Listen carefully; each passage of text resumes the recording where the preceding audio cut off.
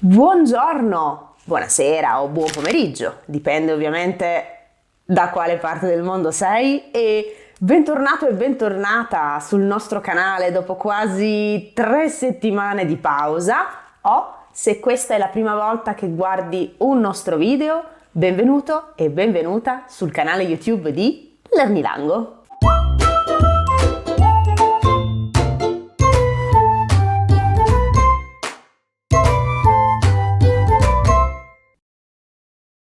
Già, sono passate 3 settimane quasi dall'ultima pubblicazione su questo canale YouTube. Sono state, devo dire, 3 settimane di duro lavoro perché, come sai, e se non lo sai, adesso lo scoprirai, stiamo lavorando, io e Marcos, stiamo lavorando intensamente alla creazione di un corso online di grammatica italiana avanzata. E in queste precedenti 3 settimane abbiamo lavorato tantissimo per finire e definire gli ultimi dettagli del primo modulo di questo corso di grammatica avanzata online. Corso che non vediamo l'ora di condividere con te. Il corso sarà disponibile a settembre, ancora dobbiamo decidere in quale periodo di settembre, dipende da tante cose. Comunque, se vuoi sempre essere aggiornato o aggiornata sulle ultime novità di Lernilango, ti consiglio vivamente di iscriverti alla nostra newsletter. Troverai le indicazioni per iscriverti alla newsletter sul nostro sito, nella sezione appunto newsletter. Iscrivendoti alla newsletter, inoltre, riceverai il mio metodo di studio gratuito, il metodo Precisina, un metodo in 9 passi che ti aiuterà a portare il tuo italiano ad un livello avanzato. Inoltre, iscrivendoti alla nostra newsletter, potrai ricevere ogni settimana una video lezione extra disponibile solo per gli iscritti e le iscritte alla newsletter, video lezione in cui ogni settimana io ti spiego un'espressione idiomatica o un'espressione colloquiale della lingua italiana. Sempre nel testo della newsletter, ogni settimana io scelgo un tema e in base a questo tema ti consiglio una lettura, un film da guardare e una canzone da ascoltare. Quindi cosa aspetti? Corri a iscriverti alla nostra newsletter per ricevere tutti questi contenuti extra che, ripeto, solo gli iscritti e le iscritte alla newsletter possono vedere. Inoltre, ripeto, iscrivendoti alla newsletter riceverai tutte le informazioni sulle ultime novità di Lernilango. Bene, dopo queste informazioni generali, passiamo a noi, passiamo alla nostra lezioncina di grammatica del mese. Di cosa ti parlerò in questa lezioncina approfondita di grammatica del mese? Un po' di tempo fa ho pubblicato una video lezione che trovi qui, in cui ti ho spiegato il primo uso dell'odiatissimo e temutissimo pronome ne. Se non hai ancora guardato questa video lezione, ti consiglio di mettere pausa a questo video, di tornare indietro, guardare questa video lezione, fare gli esercizi di grammatica che ho creato per questa video lezione. Trovi gli esercizi di grammatica sul nostro sito lernilango.com. E dopo aver fatto queste cose, ritorna qui, premi play e guarda questa video lezione, perché in questa video lezione, nella video lezione di questo mese, ti spiegherò il secondo uso del pronome ne in italiano. E dunque iniziamo subito con questa bella lezioncina di grammatica che noi amiamo tanto, giusto? Amiamo tanto la grammatica. Prima di vedere insieme il secondo uso del pronome ne, io devo assolutamente fare la solita parentesi importantissima, parentesi che ripeto sempre, ogni volta che spiego l'uso di un determinato pronome nella lingua italiana. Lo so, sono ripetitiva, ma è molto importante avere a mente questa informazione. Questa solita parentesi che faccio riguarda la funzione del pronome in una lingua, quindi la funzione generale di un pronome in una lingua. È molto importante conoscere questa cosa, perché se non capiamo qual è la funzione di un elemento linguistico, qual è la funzione di un pronome, di un nome, di un verbo, di un articolo, eccetera, eccetera, se non capiamo qual è la funzione di tutti questi elementi linguistici, poi risulterà ancora più difficile capire come usare nella lingua questi elementi linguistici. Quindi sì, lo so, sono ripetitiva, ma io ogni volta che d'ora in avanti spiegherò l'uso di un determinato pronome nella lingua italiana, farò sempre questa parentesi linguistica importantissima che riguarda appunto la funzione di un pronome. E dunque vediamola subito, ricapitoliamo subito qual è la funzione di un pronome nella lingua. Un pronome in una lingua ha la funzione di sostituire, ricordi, nella frase successiva, ok, un elemento della frase precedente. Quindi il pronome sostituisce sempre qualcosa. Un pronome non è come il nome che non sostituisce nulla. Il pronome è un'entità a sé stante, è un'entità indipendente che possiamo inserire ovunque all'inizio di una frase, alla fine di una frase, al centro di una frase, eccetera, eccetera. Il pronome, a differenza del nome, non è così indipendente perché, ripeto, la funzione di un pronome nella lingua è sempre quella di sostituire nella frase successiva un elemento della frase precedente. Quindi prendiamo ad esempio i pronomi oggetto diretto. Compro la macchina e la guido. Vedi questo la, questo pronome oggetto diretto, sostituisce nella frase successiva la guido un elemento della frase precedente, che è appunto la macchina. Per evitare di ripetere la macchina, quindi per evitare di dire di nuovo il nome macchina, cosa succede? Nella lingua ci sono questi piccoli elementi che si chiamano appunto pronomi che permettono alla lingua di non essere ripetitiva e dunque prendono questo elemento e lo sostituiscono nella frase successiva. Molto importante, il pronome sostituisce sempre qualcosa, non è un'entità indipendente.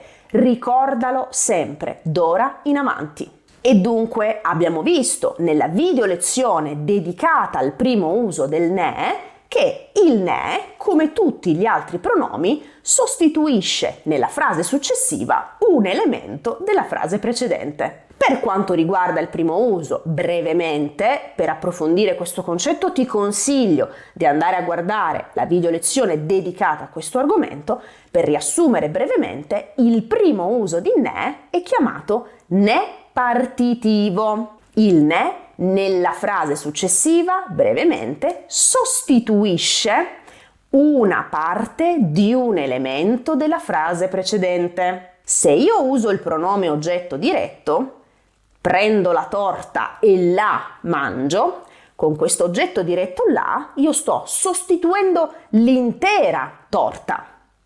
Ma se io prendo una frase del tipo prendo la torta e ne mangio una fetta, con questo ne, chiamato appunto ne partitivo, non sostituisco l'intera torta, come nel caso precedente, con il pronome oggetto diretto, ma sostituisco una parte di questa torta. E infatti ho detto ne mangio una fetta dell'intera torta. Quindi questo è il primo uso del pronome ne in italiano, che ripeto puoi approfondire in una video lezione che ho creato un po' di tempo fa.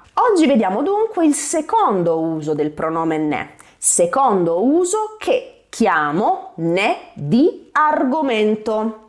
In questo caso, per quanto riguarda questo secondo uso, il ne sostituisce nella frase successiva un elemento della frase precedente e questo elemento della frase precedente che il ne sostituisce è sempre un argomento.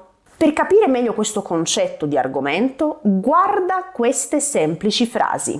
Scrive di politica, parla di letteratura, discute di scienze sociali, di politica, di letteratura, di scienze sociali. Vedi questi tre elementi? Questi tre elementi sono l'argomento di cui il soggetto del verbo parla, scrive, discute, eccetera, eccetera. Quindi vedi, in queste tre semplici frasi puoi vedere che cosa intendo per argomento. L'argomento è appunto il contenuto di qualcosa, il topic di qualcosa. Un libro che parla di letteratura è l'argomento del libro, è l'argomento di cui parla il libro.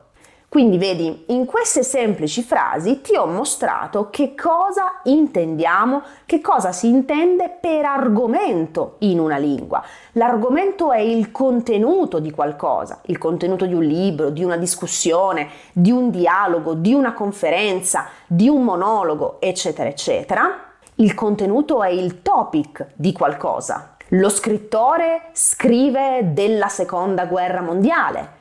Della Seconda Guerra Mondiale, vedi, è l'argomento di cui lo scrittore scrive, l'argomento, il contenuto di cui lo scrittore parla e scrive, il topic appunto di cui lo scrittore parla e scrive. Quindi con questi semplici esempi capiamo che cosa intendiamo per argomento. E il ne, come pronome che ripetiamo sostituisce nella frase successiva un elemento della frase precedente, il nostro ne, il secondo uso del ne, riguarda appunto la sostituzione nella frase successiva di un argomento della frase precedente. Guarda questo esempio. Hai letto il libro di Elena Ferrante? No, ma ne ho sentito parlare. Questo ne, prendiamoci 3 secondi per capire che cosa sostituisce in questa frase successiva della frase precedente. Esattamente, sostituisce il nuovo libro di Elena Ferrante, che è appunto l'argomento del verbo della frase precedente.